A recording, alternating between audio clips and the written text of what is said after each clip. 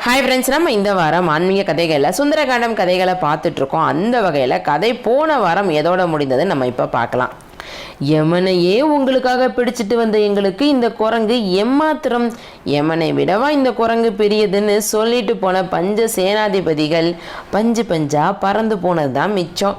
இப்போ அச்சகுமாரன் அனுமனை பிடிக்க அப்பாவோட அனுமதிக்காக காத்துக்கிட்டு இருக்காரு.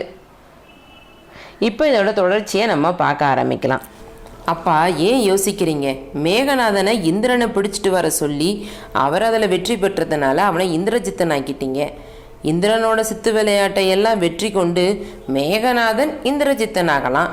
இந்த அச்சகுமாரன் இந்த குரங்கை வெல்ல முடியாதா? வீரம்னா அவனுக்கு மட்டும்தானா? ஏன் உடம்புல ஓடுறதும் உங்கள் ரத்தம் தான், எனக்கு ஏன் வாய்ப்பே தரமாட்டேங்கிறீங்க அப்படின்னு என்னென்னமோ பேசி ராவணனை சம்மதிக்க வச்சுட்டாரு அச்சகுமார். அடுத்த நொடியே பெரும்படையை திரட்டினான். அதுக்கு முன்னாடி அம்மாவை பார்க்க போகிறான். அம்மா, என்னோட வீரத்துக்கு இன்னைக்கு அப்பா வேலை கொடுத்துருக்காங்க அப்படின்னு சொல்கிறான். மண்டோதரியுமே அனுமனோட ஆக்ரோஷங்களை பற்றி தெரிஞ்சிருந்தாங்க. அச்சா, உனக்கு எதுக்கு இந்த போராட்டம்? அந்த குரங்கை பற்றி நானுமே கேள்விப்பட்டேன். மும்மூர்த்திகளும் ஒன்று திரண்டு வந்தது போல இருந்தது. அது போடுற சத்தம் இங்க வரையும் கேக்குது. அசோகவனத்துல சீதையை பார்க்க வந்த குரங்கா அப்படின்னா ராமர் தான் அனுப்பிச்சு வச்சிருப்பாரு.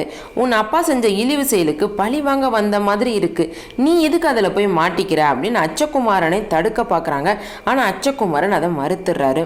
அம்மா, உங்க ஆசீர்வாதம் மட்டும் எனக்கு போதும். அந்த குரங்கு எனக்கு ஒரு தூசி மாதிரி தான் அப்படின்னு சொல்லி ஆசீர்வாதம் வாங்கிட்டு ஒரு பெரும்படையோட அனுமனை சந்திக்க புறப்படுறான்.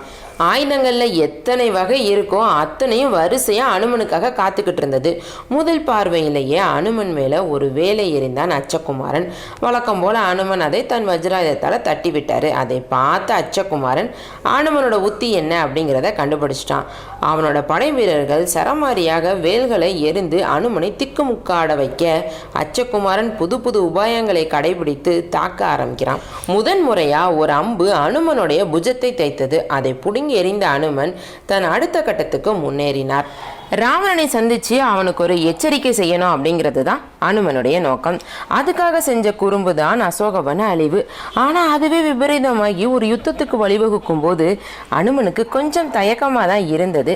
இருந்தாலுமே நடக்கிறதெல்லாம் நன்மைக்கு தான் அப்படின்னு நினைச்சாரு. எல்லா வீரர்களையுமே ஒரு சேர தன் பாதத்தால் மிதிச்சே கொன்றார். இறுதியாக மிஞ்சி இருந்தது அச்சகுமாரன் மட்டும்தான். ஆனால் அச்சகுமாரன் கொஞ்சம் கூட பின்வாங்கவே இல்லை. தொடர்ந்து அனுமனை பிடிக்க முயற்சி செஞ்சுக்கிட்டே இருந்தான். ஒரு கட்டத்தில் அவனை அப்படியே அவனோட ரதத்தோடைய தூக்கி வீசி எரிஞ்சிட்டாரு அனுமன். அச்சகுமாரனும் வீழ்ந்தான். அச்சகுமாரன் மரண செய்தி அரண்மனைக்கு எட்டியது. இடிந்து போய் அமர்ந்து விட்டான் ராவணன். மறுபக்கம் மண்டோதரியும் பித்து பிடித்தவள் போல் அப்படியே உக்காந்துட்டாள். இந்த வார கதை இதோட முடிந்தது. இதோட தொடர்ச்சியை நம்ம அடுத்த வாரம் பார்க்கலாம். சுந்தரகாண்டம் கதைகளை முழுவதுமா தெரிஞ்சுக்கணும் அப்படின்னா டிஸ்கிரிப்ஷனுக்குள்ள எல்லா லிங்க்குமே இருக்கு, போய் பார்த்துக்கோங்க. இந்த வீடியோவை உங்க ஃப்ரெண்ட்ஸ் கூட ஷேர் பண்ணுங்க. விருதை பொண்ணு சேனலை சப்ஸ்கிரைப் பண்ணுங்க. நன்றி, வணக்கம்.